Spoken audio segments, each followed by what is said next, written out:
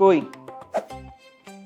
ছেলেদের skin care মানে এগুলো কি? বসেন বসেন, ছেলেদের ভাই মুখটা ধুইলেই হয়। না না, ভিডিও বানায় তারপর যাবেন, আমি জানি। আমি তো করি না। ম্যান কামন, ছেলেদের স্কিন কেয়ার কি আসলেই দরকার নাকি সব ভুয়া?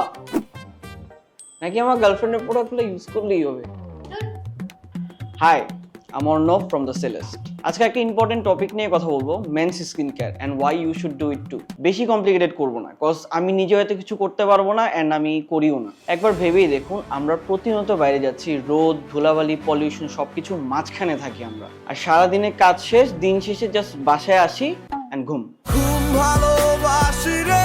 সারাদিনে যে ময়লাগুলো সেগুলো আস্তে আস্তে জমতে জমতে বিল্ড আপ হয়, যার কারণে আমাদের ফেসটা আরো বেশি ডাল দেখায়, যার কারণে সানটেনটাও বেশি পড়ে এন্ড আমাদের স্কিনের যে ড্রাইনেস সেটা আরো বেশি দেখা যায়। আমরা আমাদের ফোনটা ক্লিয়ার রাখি, শখের বাইকটাও রুটিন করে ধুই, কিন্তু নিজের যত্নটা আল্লাহর নামে এন্ড ঘুম। কিন্তু ছেলেদেরও স্কিন কেয়ার করা দরকার, যদি অনেক কমপ্লিকেটেড রুটিন ফলো নাও করতে পারি, এরপর অন্তত বেসিকটা আমাদের সকলের করা দরকার। দ্যাটস ওয়াই আজকে ভিডিওতে জাস্ট বেসিক 3টে স্টেপ দিয়ে একটা রুটিন তৈরি করব, যা আপনি শুরু করলে একটা হিউজ ডিফারেন্স দেখতে পারবেন ফেসের মধ্যে। আমাদের একটা টিপিক্যাল ডে কিরকম হয়, নানা রকম অফিস, অন্যান্য কাজে, রিক্সায়, বাসে, আর যদি বাইক রাইড করি সেক্ষেত্রে হেলমেট পরে থাকি, যে ঘামটা সেটা আমাদের স্কিনে ডিরেক্ট অ্যাবজর্ব হয়ে যায় নাকি, কারণে যে ঘামটা সে তো ডিরেক্ট আমার স্কিনে থেকেই যায়। মেয়েদের তুলনায় আমাদের স্কিন একটু থিক হয়, বাট দ্যাট ডাজন্ট মিন আমাদের স্কিন কেয়ার দরকার নেই। আমাদের স্কিন ড্যামেজ হয়, বরঞ্চ আরো বেশি হয় যদি প্রপার কেয়ার না করা হয়। সেক্ষেত্রে dark spot, wrinkles, rough texture খুব তাড়াতাড়ি এসে পড়বে সময়ের আগেই। অ্যান্ড ট্রাস্ট মি, আমরা যদি একটুখানি কেয়ার করি তাহলে সেটা আমাদের স্কিন আরো বেটার করে, যা আমাদের কনফিডেন্সের উপরে বিশাল একটা ডিফারেন্স তৈরি করে। আর আমরা কি করি, হাতে কাছে সাবান পেলে সাবান, দরকার না ওটা গায়ের সাবান হলেও মাইরা জাস্ট ওকে এন্ড ঘুম। আমাদের স্কিন ফ্রেশ, হেলদি রাখা আমাদের নিজেদের জন্য একটা বেসিক দায়িত্ব। Now let's get into those 3 steps. Step 1, cleanser মানে face wash. Face wash basic জিনিস, কম বেশি সবাই জানি, আমরা টুকটাক ব্যবহারও করি। এই একটা জিনিস, আমরা সারাদিন যে ধুলাবালিগুলো ফেসে নিচ্ছি এগুলো দূর করার জন্য একটা ভালো ফেস ওয়াশ ইউজ করলেই এনাফ, মানে এর বেশি কিছু দরকার নেই। কথা হলো আপনি কোনটা নেবেন। নর্মালি ছেলেদের জন্য একটু জেন্টাল আর অয়েল কন্ট্রোল করে এরকম একটা ফেস ওয়াশ নেওয়াটা বেটার, কারণ এই গরমের মধ্যে ঘাম আর অতিরিক্ত তেল দুইটাই অনেক বেশি থাকে। দিনে 2 বার ইউজ করতে পারেন ফেস ওয়াশ, সকালে এবং রাতে। তাও যদি আপনার কাছে মনে হয় একটু বেশি বেশি হয়েছে, দেন অ্যাট লিস্ট রাতে ইউজ করেন। Step 2, moisturiser. আমাদের সবার একটা নর্মাল ওয়াইন আপ থাকে যে ভাই আমার স্কিন এমনি অয়েলি, আমার ময়শ্চারাইজার লাগে না। এন্ড ট্রাস্ট মি, এটা একটা ভুল কথা, অনেক বড় একটা ভুল কথা। ফেস ওয়াশ ইউজের পরে আমাদের স্কিন ড্রাই হয়ে যায়। এই ড্রাইনেস কমাতে আমাদের স্কিন ন্যাচারালি আবার এক্সট্রা অয়েল প্রডিউস করা শুরু করে। Ironic, right? Easy choice. যদি অয়েলি স্কিন হয় সেক্ষেত্রে লাইট ওয়েট জেল বেসড একটা ময়শ্চারাইজার ইউজ করতে হবে, যাতে স্কিনে হেভি ফিল না হয়।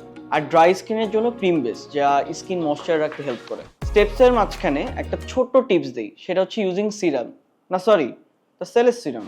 সিরাম বেসিক্যালি এমন একটা প্রোডাক্ট যা আমাদের স্কিনে যে টার্গেটেড সমস্যাগুলো আছে ওগুলোর সমাধান করে। লাইক সানটেন যদি রিমুভ করতে হয়, you can use the Celeste vitamin C serum. আর স্কিন যদি অনেক বেশি ড্রাই থাকে, you can use hyaluronic acid serum. আর যদি অয়েলি আর ব্রোনটন থাকে, then you can use niacinamide.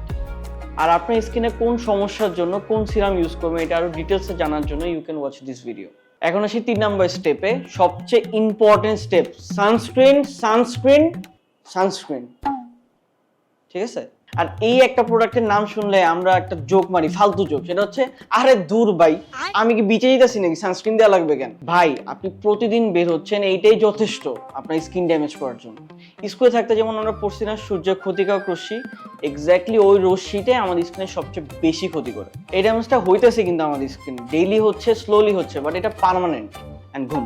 So basically sunscreen হচ্ছে এমন একটা জিনিস যা আমাদের স্কিনকে সূর্যের ইউভি রেস থেকে প্রোটেক্ট করে। আমি কি আটকে গেছি?